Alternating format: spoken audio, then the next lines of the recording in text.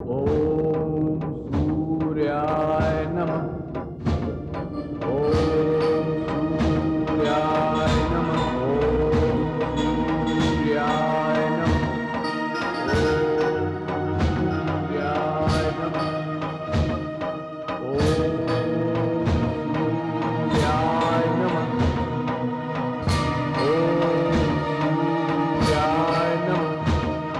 ओम सूर्याय नमः। ओम सूर्याय नमः। ओम सूर्याय नमः। ओम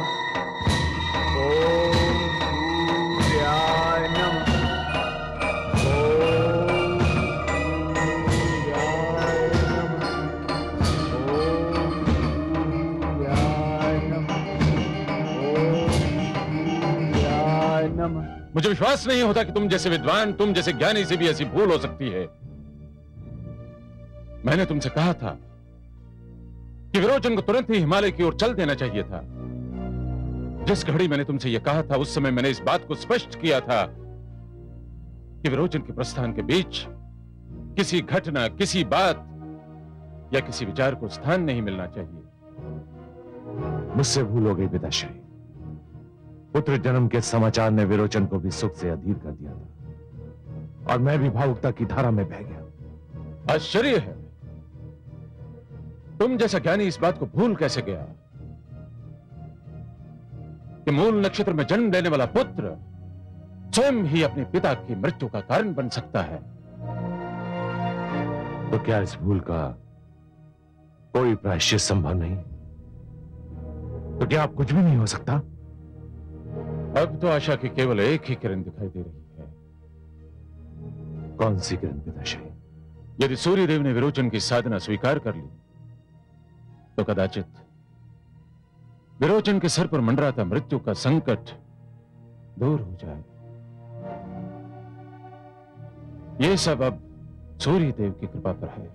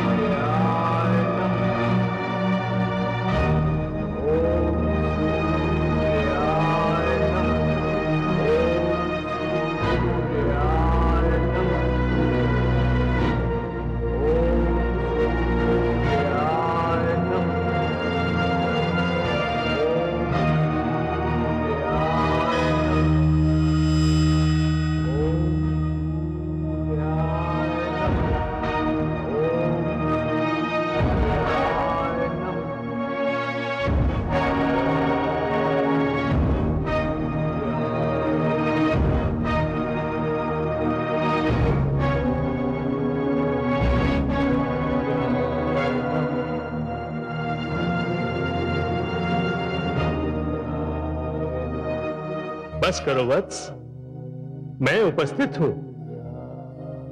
मैंने तुम्हारा कठोर तप स्वीकार कर लिया है। मैं तुमसे अत्यंत प्रसन्न हूं वत्स। नेत्र खोलो।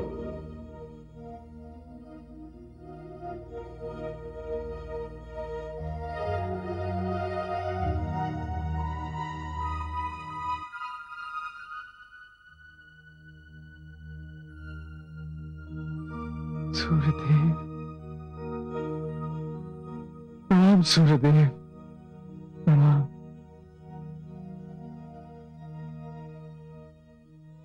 मांगो साधक, क्या वरदान मांगते हो?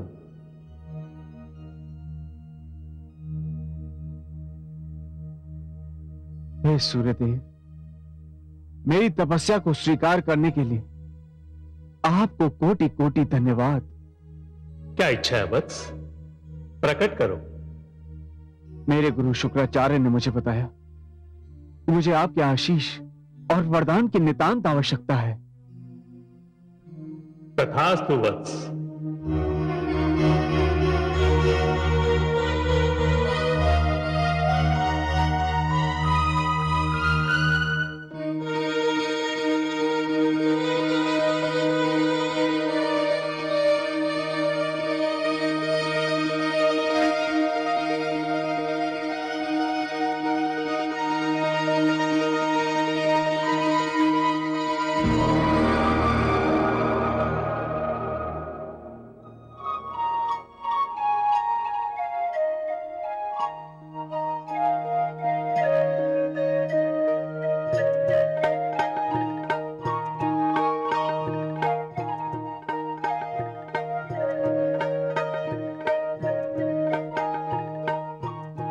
जब तक ये मुकुट तुम्हारे पास रहेगा, तुम्हें अचानक और अकाल मृत्यु का भय नहीं रहेगा।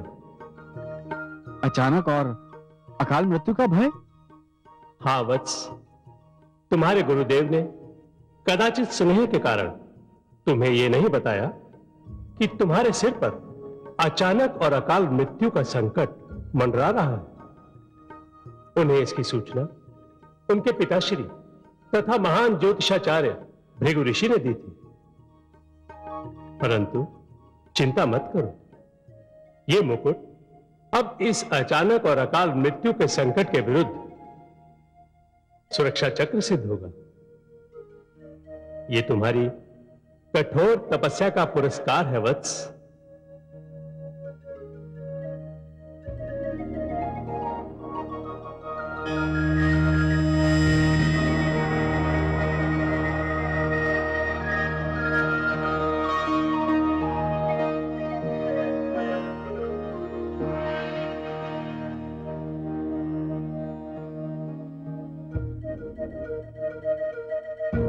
प्रणाम गुरुदेव।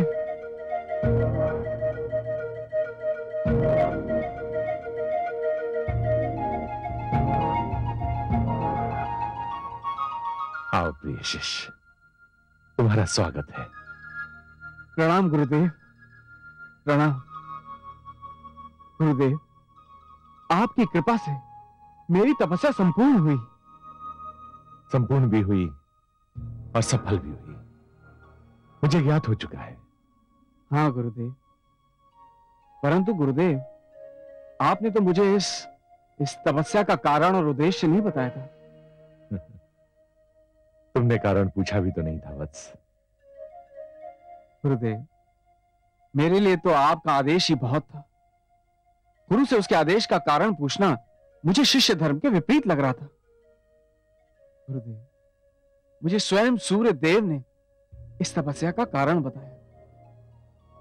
हाँ वत्स, मेरे लिए तुम पुत्र समान हो और तुम्हें बताने में मुझे संकोच हो रहा था कि तुम्हारे प्राणों को संकट है। परंतु गुरुदेव, आपके आशीर्वाद से और सूर्य देव की कृपा से यह संकट टल चुका है। सूर्य देव ने यह स्वर्ण मुकुट देकर मुझे आश्वासन दिया है, यह मुकुट मेरी हर संकट से रक्षा करेगा। मैं बहुत प्रसन्न हूं वत्स, बहुत प्रसन्न।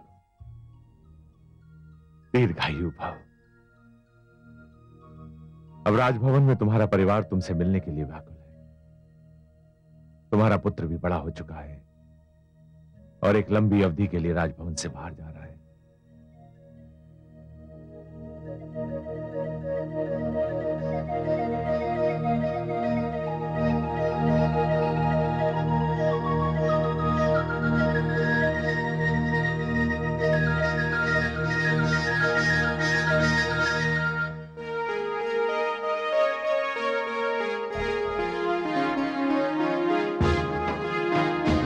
महाराज विरोचन की जय। महाराज विरोचन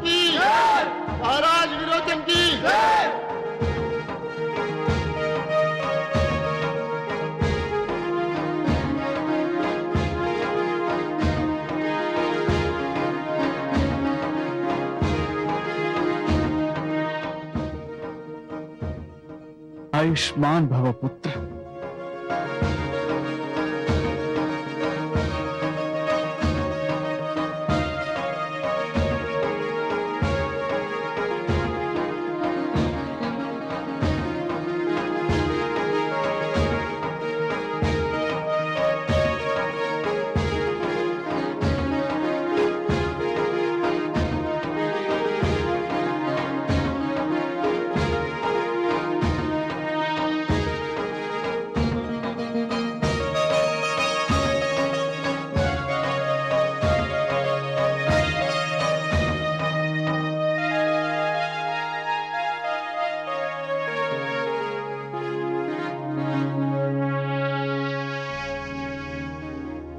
गुरु शुक्राचार्य कह रहे थे कि मेरा पुत्र एक लंबी अवधि के लिए कहीं बाहर जा रहा है।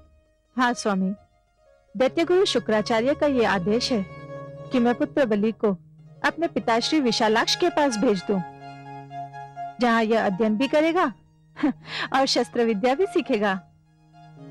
यहां आओ पुत्र।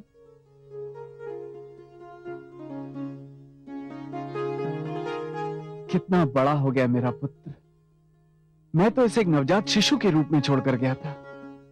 उस घटना और आज के दिन के बीच 10 वर्ष की लंबी अवधि बीत चुकी है, और 10 वर्ष में तो कभी कभी 10 युग भी बीत जाते हैं पिताश्री।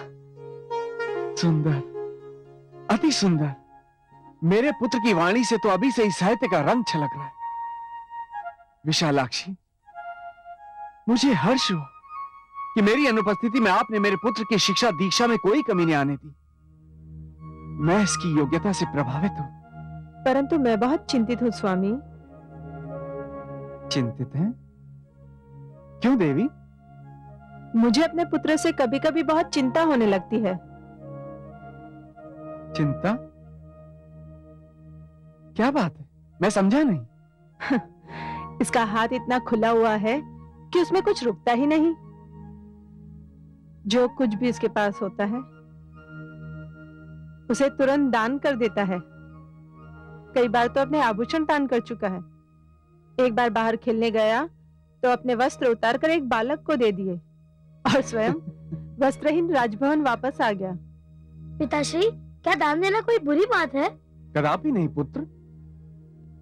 महान सम्राट प्रहलाद का पौत्र दानी नहीं होगा तो और क्या होगा? पिताश्री, क्या दान की कोई सीमा निर्धारित की जा सकती है? दान की सीमा का संबंध दानी के सामर्थ्य से होता है पुत्र। यदि दानी के सामर्थ्य की सीमा नहीं तो उसके दान की भी कोई सीमा नहीं होनी चाहिए। पुत्र, उस सैनिक को देखो जो देश और उसकी सीमाओं की रक्षा के लिए अपने प्राणों तक का दान दे देता है। भला उससे महान दानी कौन हो सकता है जो परहित के लिए ब्रह्मांड की सबसे मूल्यवान वस्तु अपने प्राणों तक का दान दे दे। धन्यवाद पिताश्री, मुझे आपसे इसी उत्तर की आशा थी। अब मुझे अनुमति दे। अपने पुत्र के उज्जवल भविष्य के लिए और शिक्षा के लिए मुझे अनुमति तो देनी ही पड़ेगी पुत्र। परंतु मुझे सदैव यह दुख सताएगा कि जिस व्यक्ति को उसके पिता ने अथाह प्यार दिया वो व्यक्ति अपने पुत्र को उसका एक अंश भी न दे सका। हाँ पुत्र, मेरे पिताश्री ने मुझे अपने साथ इस प्रकार रखा जैसे काया के साथ छाया रहती है। परंतु मैं तो तुम्हारे जन्म लेने के दिन ही तुम्हें छोड़कर चला गया था, और 10 वर्षों के उपरांत जब लौटा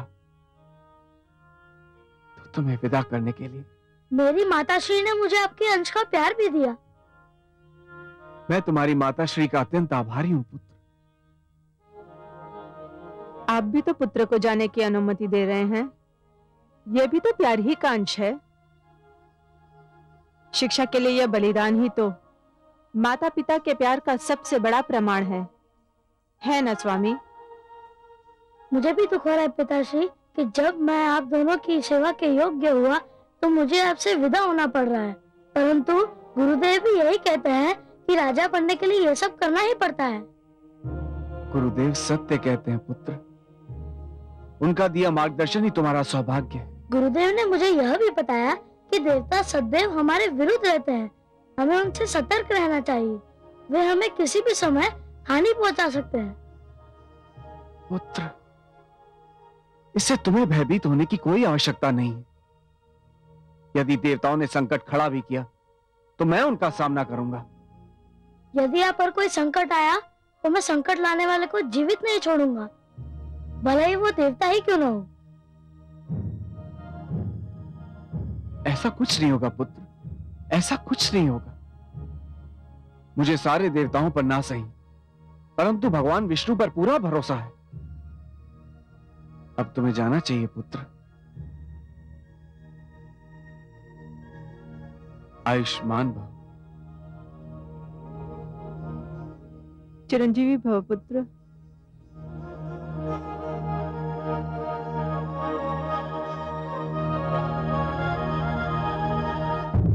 मैं मां हूं, धरती मां।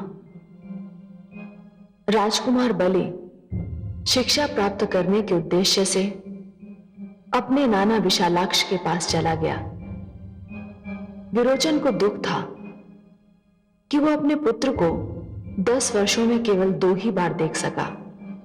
एक बार जब उसने जन्म लिया था और दूसरी बार जब वो शिक्षा प्राप्ति के लिए असुर लोक छोड़ रहा था। परंतु विरोचन ने पुत्र की शिक्षा के लिए यह त्याग स्वीकार कर लिया।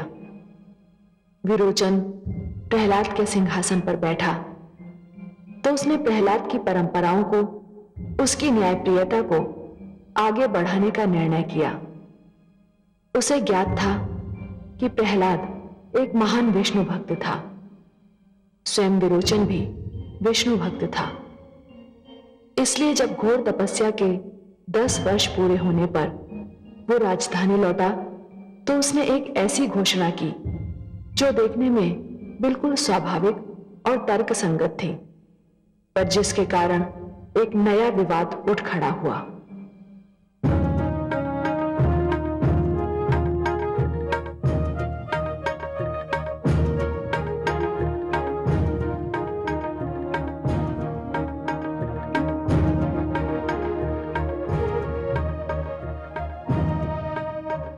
यशस्वी भव।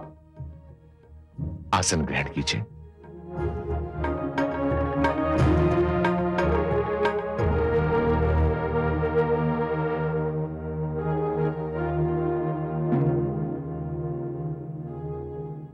असुर लोक के आदरणीय सामर्थगण 10 वर्षों का समय बिताकर आने पर मुझे यह देखकर हार्दिक प्रसन्नता हो रही है कि आज भी सभागार में वो लोग उपस्थित हैं जो मेरे पिताश्री महान सम्राट प्रहलाद की सभागार की शोभा बढ़ाते थे। मेरे पिताश्री की सफलता का कारण उनका अपना चरित्र, उनकी अपनी निष्ठा, उनका अपना स्वभाव तो था ही, पर आप जैसे महान व्यक्तियों का योगदान भी था। मैं इस योगदान का आदर करता हूं और इसकी महत्ता को भी जानता हूं, और अब मुझे विश्वास है कि यह महान योगदान मुझे भी मिलता रहेगा। मैं सभागार में उपस्थित समस्त सामंतों, मंत्रियों और सेनानियों की ओर से सम्राट विरोचन को अपने सहयोग और असुरलोक के सम्राट और अपने सिंहासन के प्रति अपनी निष्ठा का आश्वासन देता हूं। सम्राट विरोचन की जय! सम्राट विरोचन की जय! सम्राट विरोचन की जय! सम्राट विरोचन की जय! धन्यवाद महामंत्री, धन्यवाद सामंतगण। आज मैंने सभागार में आपको एक विशेष उद्देश्य से बुलाया है। आप सब तो जानते हैं मेरे पिताश्री महान विष्णु भक्त थे। विष्णु भक्ति की राह में उन्होंने कभी भी किसी से भी कोई समझौता नहीं किया। मैं भी अपने पिताश्री के पद चिन्हों पर चलना चाहता हूं। भगवान विष्णु पर मेरा भी अटूट और अटल विश्वास है, पर यह देखकर मेरे दुख की सीमा नहीं रहती जब मेरे राज्य में भगवान विष्णु की कम और दूसरों की अधिक पूजा होती है। इसीलिए मैं आज से ये घोषणा करता हूं कि असुर लोक में केवल भगवान श्री विष्णु की उपासना की जाएगी। केवल वही हमारे पूज्य हैं। उनके अतिरिक्त किसी और को पूजनीय नहीं समझा जाएगा। भगवान श्री विष्णु के अतिरिक्त किसी और की पूजा या यज्ञ में किसी और का नाम आज से वर्जित घोषित किया जाता है। गुरुदेव, क्या आप मेरी इस घोषणा से सहमत हैं? सर्वथा सहमत हूं महाराज। धन्यवाद गुरुदेव, आपकी सहमति ने मेरी घोषणा को बल दे दिया है। समस्त असुरलोक में घोषणा कर दी जाए, ना ही भगवान विष्णु के अतिरिक्त किसी की पूजा होगी और ना ही यज्ञ में किसी को भाग दिया जाएगा।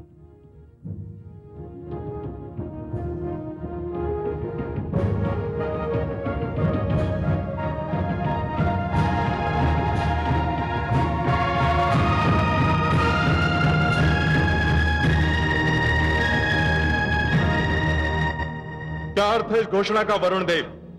क्या औचित्य है इस आदेश का? क्या सम्राट विरोचन वर्षों से स्थापित शांति के वातावरण को फिर नष्ट करना चाहता है? क्यों बैर दिखा रहा है हमसे? उसके विचार में हम देवता पूजा के अधिकारी नहीं हैं। क्यों नहीं है? समस्त प्राणियों को वायु हम देते हैं, जल हम देते हैं, अग्नि भी हम देते हैं। फिर प्राणी हमारी पूजा क्यों ना करें? क्यों ना दे हमें यज्ञ का भाग? विरोचन को इस लोक परंपरा को रोकने का कोई अधिकार नहीं। विरोचन का विचार है कि यज्ञ का समस्त भाग भगवान श्री विष्णु को मिलना चाहिए। केवल वे ही पूजा के योग्य है। लक्ष्मीपति तो इतने महान है कि उन्हें यज्ञ के भाग की आवश्यकता ही नहीं। उन्हें यज्ञ का कोई भाग मिले अथवा न मिले, उनकी महानता में कोई अंतर नहीं आएगा। परंतु हमें तो यज्ञ के भाग की आवश्यकता है। केवल इसी से हमारी महानता सिद्ध होती है। यदि विरोचन ने अपना आदेश नहीं लौटाया तो फिर हमें कुछ करना पड़ेगा। क्या है आपके मन में देवराज? हमें क्या करना पड़ेगा? विरोचन का वध। विरोचन का वध? विरोचन का वध? विरोचन का वध? क्या इतिहास फिर से स्वयं को दोहराने वाला है देवराज? क्या कहना चाहते हैं आप? हमने पहले भी तो प्रहलाद का वध करना चाहा था। वो मेरी भूल थी। मुझे आभास नहीं था कि दुष्ट हिरण्यकश्यप का पुत्र विष्णु भक्त भी हो सकता है। कहीं विष्णु भक्त प्रहलाद के पुत्र विरोचन के विषय में अनुमान लगाने में हमसे फिर से कहीं एक बार भूल न हो जाए। कदापि नहीं। उसने खुल्लम खुल्ला हमें चुनौती दी है, हमें ललकारा है। उसका वध उसकी चुनौती का उत्तर होगा। मुझे खेद है देवराज, विरोचन का वध भी संभव नहीं है। क्यों संभव नहीं? उसकी तपस्या से प्रसन्न होकर मैंने विरोचन को एक रत्न जड़ित मुकुट दे दिया है। जब तक वो मुकुट उसके पास है, कोई उसका वध नहीं कर सकता। मुकुट उसके पास रहता है या नहीं, इसकी चिंता करना भी मेरा कार्य है और इसका उपाय करना भी। आप चाहे हमारे पक्ष में हो या ना हो, परंतु विरोचन का वध करना हमारे लिए नितांत आवश्यक हो गया है।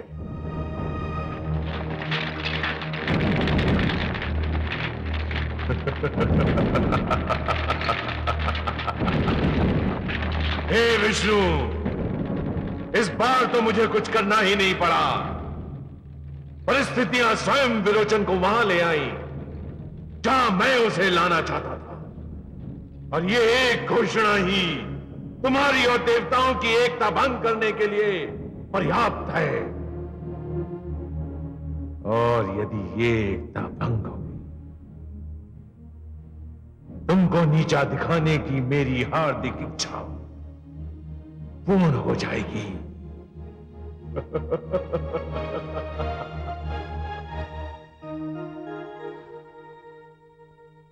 नहीं मानेंगे, दैत्य गुरु शुक्राचार्य कदापि नहीं मानेंगे। क्या हुआ महादेवी? आप निराश क्यों हैं? निराश नहीं हूं कमलनयन, किंतु दैत्य गुरु शुक्राचार्य ने मुझे बहुत दुखी कर दिया है। अब क्या किया उन्होंने? अच्छा भला सुख और शांति का वातावरण छाया हुआ है चारों ओर, किंतु दैत्य गुरु को कदाचित सुख और शांति भाती ही नहीं। उनकी किस बात ने आपको रुष्ट किया है महादेवी? पौत्र विरोचन को यह बात भली नहीं लगती कि आपके अतिरिक्त किसी और की पूजा हो तथा यज्ञों में आपका भाग कम रहे।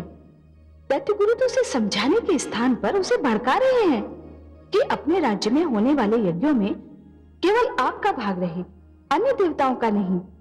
इस प्रकार वो एक ओर देवताओं और असुरों के बीच तो दूसरी ओर आपके और अन्य देवताओं के बीच तनाव उत्पन्न कर रहे हैं। जहां तक मेरा संबंध है महादेवी, मुझे यज्ञ में अपने भाग की ना तो कोई चिंता है और ना कोई आवश्यकता। पर आज तक तो यही होता रहा है कि हर यज्ञ में देवताओं का और आपका भाग रहता है। वर्षों से चली आ रही इस परंपरा को बदलने की क्या आवश्यकता है? आवश्यकता तो नहीं है, परंतु जैसा मैंने कहा महादेवी कि यह प्रथा अवश्य बन गई है, परंतु यज्ञ का इन बातों से कोई सीधा संबंध नहीं। कमल नयन, ये क्या कह रहे हैं आप? बिल्कुल सत्य कह रहा हूं महादेवी। मैं भलीभांति जानता हूं कि यज्ञ का संबंध अध्यात्म से कम और विज्ञान से अधिक है। विज्ञान से? कैसे कमल नयन? महादेवी, यज्ञ एक वैज्ञानिक प्रक्रिया है। हवन की अग्नि में जो जड़ी बूटियां हम समिधाओं के रूप में डालते हैं, वो वातावरण में पवित्रता और स्वच्छता उत्पन्न करती हैं। वो कीटाणुओं का नाश करती हैं। वृक्षों में फल फूल अधिक आते हैं। वर्षा उसकी सुगंध से नियंत्रित होती है। और इसीलिए महादेवी, यज्ञ में किसका नाम लिया जाता है या किसका नहीं लिया जाता, यह बात महत्वपूर्ण नहीं है। महत्वपूर्ण बात तो यह है कि परमेश्वर का नाम हृदय में है या नहीं, वो व्यक्ति ईश्वर को मन से धन्यवाद देता है या नहीं। चलो मान लिया, किंतु विवाद से तो तनाव उत्पन्न होगा। हाँ, हो सकता है, पर मेरी चिंता कुछ और है महादेवी। मेरी चिंता यह है कि जिस प्रकार घृणा की अग्नि दैत्य गुरु शुक्राचार्य के ज्ञान और विद्वत्ता को भस्म कर रही है, उसी प्रकार कहीं क्रोध की ज्वाला देवराज इंद्र के धैर्य और संयम को न भस्म कर दे। कहीं इस पखेड़े में देवराज इंद्र अपना आत्म संयम न खो बैठे।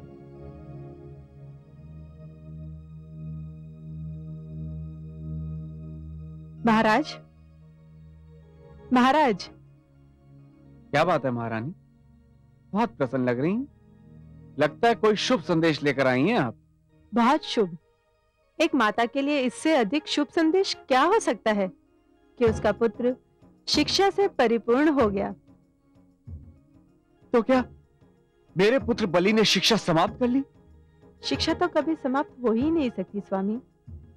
शिक्षा को सीमा में नहीं बांधा जा सकता, परंतु हाँ, पुत्र बलि के लिए शिक्षा का जो लक्ष्य निर्धारित किया गया था, उसने उसे अवश्य पार कर लिया है।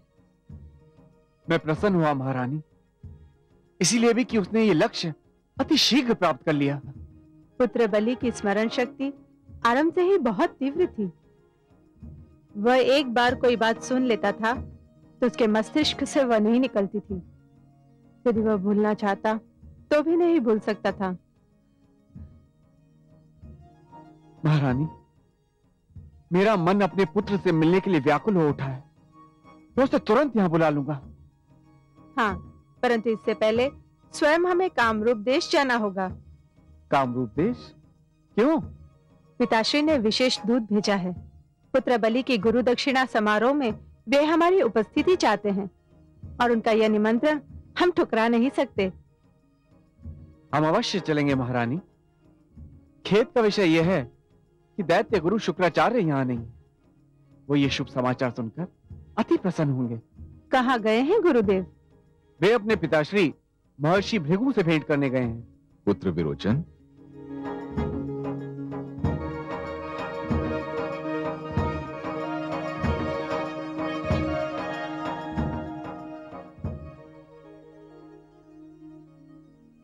प्रणाम तायाश्री।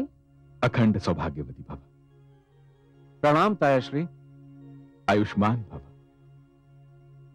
पुत्र शिक्षा का धर्म भली भांति निभाने पर तुम दोनों को मेरी ओर से बहुत बहुत बधाई हो पुत्र। मैं दूत से मिल चुका हूं और तुम दोनों के साथ जाने के लिए सेना की टुकड़ी तैयार करवा देता हूं। सेना की टुकड़ी? परंतु सेना की क्या आवश्यकता है? तुम दोनों अकेले तो नहीं जाओगे ना पुत्र? कायाश्री, हम अपने पुत्र से मिलने जा रहे हैं, किसी से युद्ध करने नहीं। ये मत भूलो पुत्र कि तुम असुर लोक के सम्राट हो। सम्राट। मेरे पिताश्री भी सम्राट थे, परंतु आप भूल रहे। एक बार भयंकर आंधी और वर्षा में उन्होंने मेरी रक्षा के लिए सेना को भेजने से मना कर दिया था। अपने पुत्र से मिलने जाना मेरी व्यक्तिगत समस्या है, और उससे मिलने के लिए महारानी और हम अकेले जाएंगे। क्यों महारानी? मैं तो वही करूंगी जो मेरे स्वामी की इच्छा है।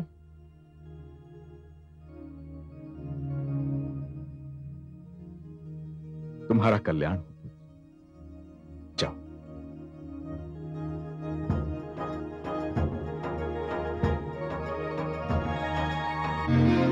हे सर्वेश्वर, मुझे अपने पौत्र विरोचन पर गर्व हो रहा है।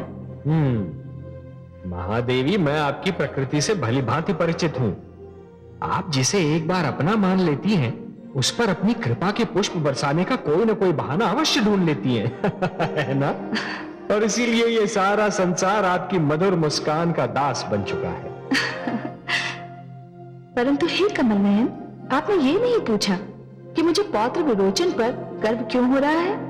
महादेवी, जानता तो हूं, पर आपकी सुंदर वाणी का आनंद लेना चाहता हूं। बताइए, क्यों गर्व हो रहा है? पौत्र विरोचन ने बलि के गुरु दक्षिणा समारोह में जाने के लिए अपने साथ सेना को ले जाने का प्रस्ताव अस्वीकार कर दिया। उसने अपने पिता और मेरे पुत्र प्रहलाद के इस नियम का पालन किया है कि शासकों को राजकीय साधन और राजकीय धन का अपने निजी कार्यों के लिए प्रयोग नहीं करना चाहिए। हे कमल नयन, क्या ये गर्व की बात नहीं है? सत्य वचन, अक्षरशः सत्य वचन। महादेवी, जब एक दीप से दूसरा दीप जलने लगता है तो देखते ही देखते सुंदर दीपों की एक लंबी माला बन जाती है। उसी प्रकार जब पिता के बनाए हुए सुंदर नियम पुत्र के जीवन में ढलने लगते हैं तो एक उन्नत पीढ़ी और प्रगतिशील समाज की रचना हो जाती है। महादेवी, किसी भी राजा, किसी भी शासक का कोष उसकी अपनी कमाई नहीं होता, वो तो प्रजा का धन होता है। और प्रजा वो धन राजा को इसलिए सौंपती है कि वो उसे प्रजा की उन्नति, प्रजा की सुरक्षा और देश के विकास पर लगाए, ना कि स्वयं अपने ऐश्वर्य और ठाट बाट।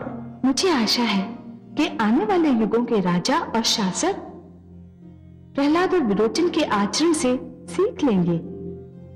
लेनी तो चाहिए महादेवी, परंतु क्या? आप रुक क्यों गए कमल नयन? महादेवी, संसार में ऐसे तत्वों की कभी कमी नहीं होगी जो इस उदारता का अनुचित लाभ उठाना चाहेंगे। अर्थात आज भी नहीं है। और आप फिर बोलते बोलते रुक गए कमल नयन। आप खुलकर बताइए ना। महादेवी, मैं आने वाले दिनों और कुछ घटनाओं की पदचाप सुन रहा हूं जो मुझे व्याकुल कर रही है। किन दिनों और किन घटनाओं की ओर संकेत कर रहे हैं आप, जो आपको व्याकुल कर रहे हैं? कमल नयन, मैं आपकी अर्धांगिनी हूं। आप और मैं एक मुख पर दो नेत्रों के समान हैं। तो ये कैसे संभव है कि दृष्टि किसी वस्तु पर पड़े और उसका प्रतिबिंब केवल एक नेत्र में दिखाई दे और दूसरे से छिपा रहे? आपकी व्याकुलता में भागीदार बनने का मुझे अधिकार है। कमल नयन, मुझे बताइए ना क्या होने वाला है। नहीं बता सकता, पर सत्य पूछिए तो मैं जानता भी नहीं हूं महादेवी, क्योंकि यह ब्रह्मा का अधिकार क्षेत्र है। उन्होंने किसके भाग्य में क्या लिखा है ये तो वही जाने। महादेवी, जिस प्रकार आंधी आने से पहले क्षितिज का रंग बदलता है और उस बदलते हुए रंग को देखकर ऋतु विज्ञान के जानकार ये जान लेते हैं कि आंधी आने वाली है, उसी प्रकार मुझे भी वातावरण का रंग बदलता हुआ दिखाई दे रहा है। विरोचन ने देवताओं की पूजा बंद कराने का आदेश देकर देवताओं ने खलबली मचा दी है। कमल नयन, पूजा तो मन से होती है, मन में होती है।